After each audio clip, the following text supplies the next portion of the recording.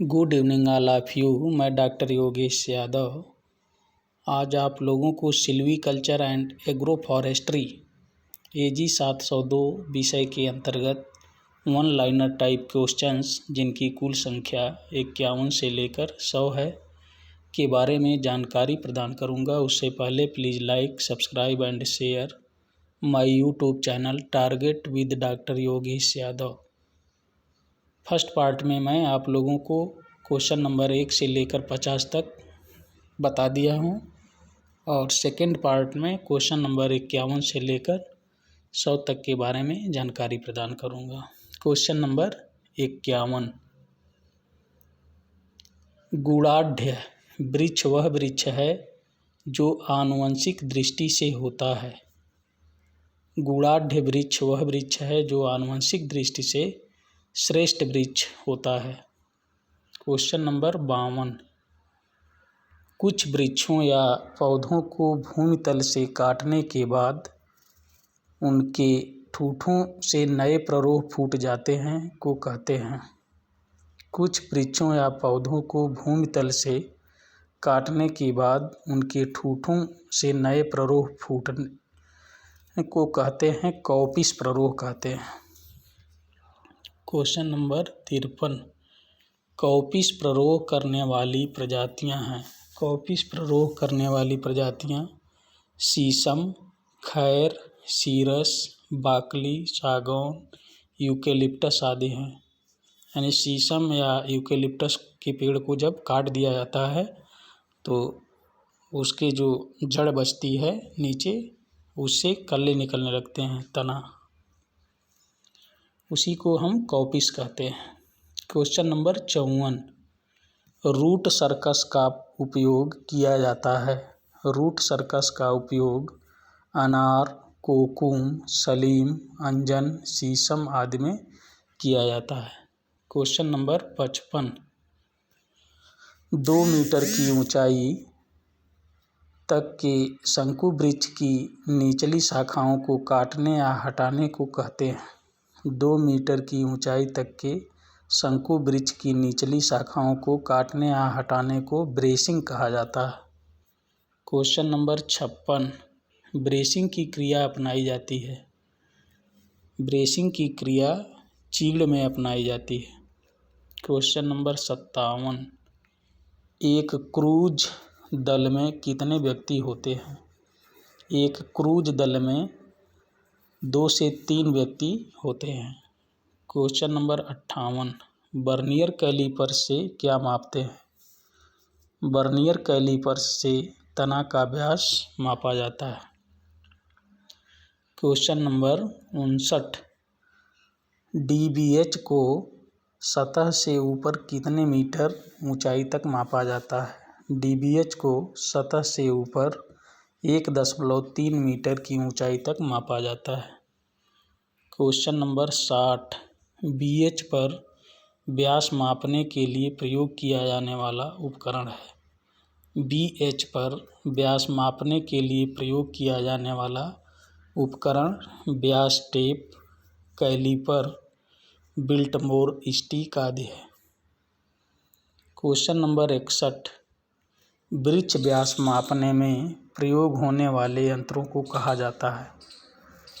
वृक्ष व्यास मापने में प्रयोग होने वाले यंत्रों को डेंड्रोमीटर कहा जाता है। क्वेश्चन नंबर 62, किस देश में कृषि वानिकी को वनों की खेती कहा जाता है। न्यूजीलैंड देश में कृषि वानिकी को वनों की खेती कहा जाता है। क्वेश्चन नंबर 63, वनों के अंतर्गत सर्वाधिक क्षेत्र है। वनों के अंतर्गत सर्वाधिक क्षेत्र मध्य प्रदेश का है। क्वेश्चन नंबर 64, वन महोत्सव सप्ताह मनाया जाता है। वन महोत्सव सप्ताह सन 1950 से मनाया जाता है।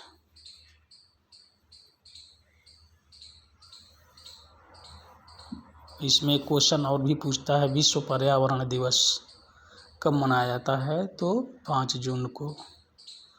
क्वेश्चन नंबर 65, भारत में प्रथम वन नीति कब लागू की गई थी? भारत में प्रथम वन नीति सन 1948 ईस्वी में लागू की गई थी। क्वेश्चन नंबर 66, भारत में पुनरीक्षित वन नीति लागू की गई। भारत में पुनरीक्षित वन नीति सन 1988 ईस्वी में लागू की गई थी। क्वेश्चन नंबर 67, कृषि वनवर्धन में भूमि में कृषि तथा वन को मिलाकर उगाया जाता है का उदाहरण है आम, कोको, ऑयल पाम, नारियल, खर तथा पपीता आदि।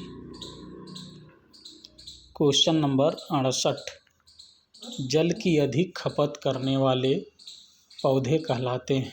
जल की अधिक खपत करने वाले पौधे हाइड्रोमॉर्फिक कहलाते हैं। क्वेश्चन नंबर 69, दोमट मिट्टी में उगाया जाने वाला वृक्ष है। दोमट मिट्टी में उगाया जाने वाला वृक्ष शीशम है। क्वेश्चन नंबर 70, चिकनी मिट्टी में उगाया जाने वाला उपयुक्त फल है, वृक्ष है, फल नहीं वृक्ष। चिकनी मिट्टी में उगाया जाने वाला उपयुक्त वृक्ष है अमरूद। क्वेश्चन नंबर 71, भारत की कुल कितने मिलियन हेक्टेयर क्षेत्र में रेगिस्तान है? भारत के कुल 18.8 मिलियन हेक्टेयर क्षेत्र में रेगिस्तान है। क्वेश्चन नंबर 72, प्रक्षेत्र वानिकी के लिए उपयुक्त वृक्ष है। प्रक्षेत्र वानिकी के लिए उपयुक्त वृक्ष शीशम, आम, महुआ, पोपलर, तून, शहतूत, सागौन, टीक आदि हैं। क्वेश्चन नंबर 73, वृक्ष तथा झाड़ियों का उदाहरण है। वृक्ष तथा झाड़ियों का उदाहरण है गुलमोहर, अमलतास, कचनार, गुलाचिन, कदम्ब, गुड़हल, लाल कनेर आदि।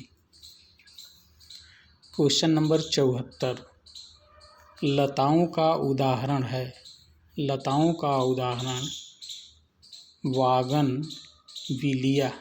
वागनविलिया,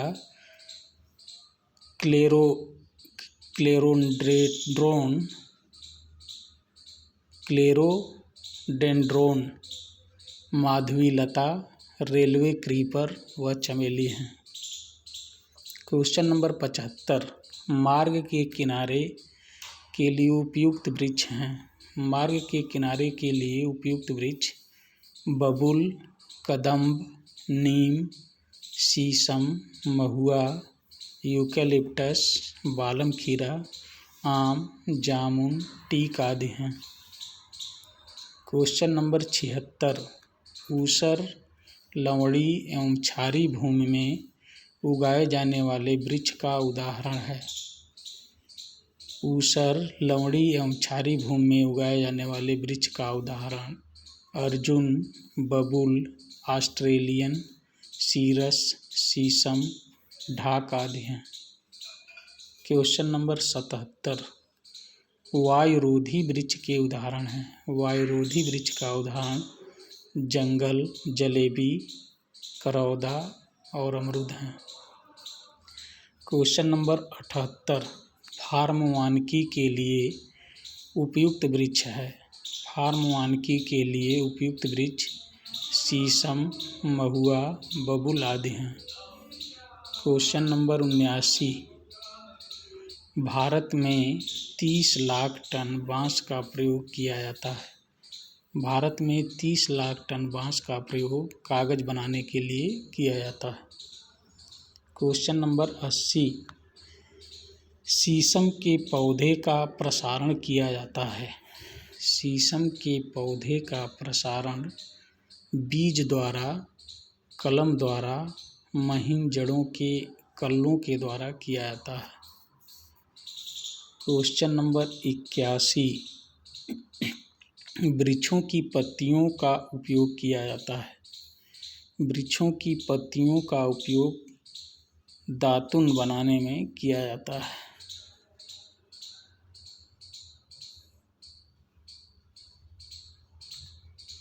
क्वेश्चन नंबर 82, वनस्पतियों के सड़ने से कौन सी गैस निकलती है? वनस्पतियों के सड़ने से मीथेन गैस निकलती है। क्वेश्चन नंबर 83, पौधों के सभी पोषक तत्वों से युक्त कार्बनिक पदार्थ को कहा जाता है?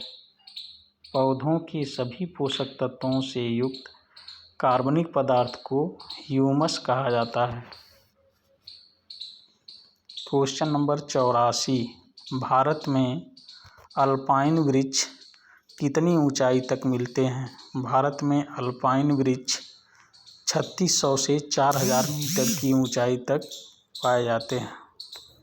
क्वेश्चन नंबर 85, अधिकांश पौधे नाइट्रोजन को किस रूप में ग्रहण करते हैं? अधिकांश पौधे नाइट्रोजन को नाइट्रेट के रूप में ग्रहण करते हैं।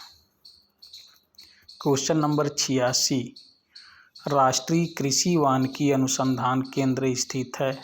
राष्ट्रीय कृषि वानिकी अनुसंधान केंद्र झांसी उत्तर प्रदेश में स्थित है। क्वेश्चन नंबर 87, केंद्रीय मरुक्षेत्र अनुसंधान संस्थान स्थित है? केंद्रीय मरुक्षेत्र अनुसंधान संस्थान जोधपुर राजस्थान में स्थित है। क्वेश्चन नंबर 88, भारत में वन महोत्सव के जनक कहे जाते हैं? भारत में वन महोत्सव के जनक डॉक्टर के.एम. मुंशी को कहा जाता है। क्वेश्चन नंबर 89, राष्ट्रीय वन नीति 1952 के अनुसार इसकी कुल भौगोलिक क्षेत्रफल का कितना प्रतिशत भाग वनाच्छादित होना चाहिए? राष्ट्रीय वन नीति 1952 के अनुसार कुल भौगोलिक क्षेत्रफल का 33.3% भाग वनाच्छादित होना चाहिए। क्वेश्चन नंबर 90, वन संरक्षण अधिनियम 1980 को राष्ट्रीय वन नीति कब बनाया गया? वन संरक्षण अधिनियम 1980 को राष्ट्रीय वन नीति सन 1986 ईस्वी में बनाया गया। क्वेश्चन नंबर 91, भारत में प्रति व्यक्ति वनों का औसत है? भारत में प्रति व्यक्ति वनों का औसत 0.2 से 0.11 हेक्टेयर है। क्वेश्चन नंबर 92, राष्ट्रीय वन नीति 1988 के अनुसार आदर्श रूप में हिमालय पर्वत और दक्षिणी पठार एवं पहाड़ी क्षेत्रों की कुल भूमि तथा मैदानी क्षेत्रों की कुल भूमि का कितना प्रतिशत भाग वनाच्छादित होना चाहिए? हिमालय तथा पहाड़ी क्षेत्रों का 66.67 भाग वनाच्छादित होना चाहिए तथा मैदानी क्षेत्रों का 25% भाग वनाच्छादित होना चाहिए। क्वेश्चन नंबर 93, राज्य के कुल भौगोलिक क्षेत्रफल के प्रतिशत की दृष्टि से शीर्ष वनावरण प्रतिशत वाले राज्य हैं? राज्य के कुल भौगोलिक क्षेत्रफल के प्रतिशत की दृष्टि से शीर्ष वनावरण प्रतिशत वाले राज्य में मिजोरम का पहला स्थान है। मिजोरम 90.38%, उससे के बाद अरुणाचल प्रदेश 80.39%, उससे कम नागालैंड 78.68%, उससे कम मेघालय 77.08%, मणिपुर का 76.10% है। क्वेश्चन नंबर 94, ऐसी भूमियाँ जिनमें वृक्षावरण का सघन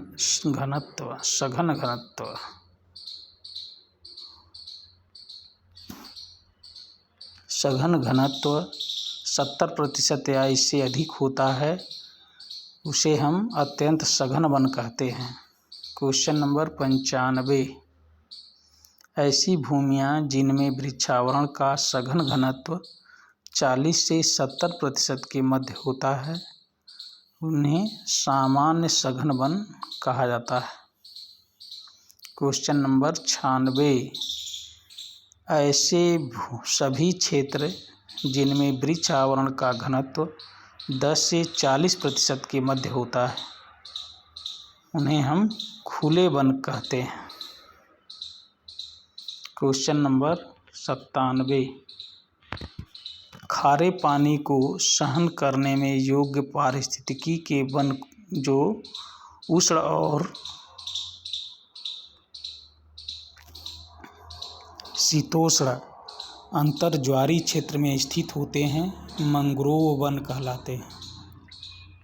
क्वेश्चन नंबर 98, भारत में अति सघन वनों का सर्वाधिक क्षेत्रफल किस राज्य में पाया जाता है? भारत में अति सघन वनों का सर्वाधिक क्षेत्रफल अरुणाचल प्रदेश में पाया जाता है। क्वेश्चन नंबर 99, हमारा राष्ट्रीय वृक्ष है, राष्ट्रीय वृक्ष बरगद को कहा जाता है। क्वेश्चन नंबर 100, लास्ट क्वेश्चन है, प्राकृतिक वनस्पति का सर्वाधिक विकसित क्षेत्र है। प्राकृतिक वनस्पति का सर्वाधिक विकसित क्षेत्र पतझड़ वन है। Thanks all of you.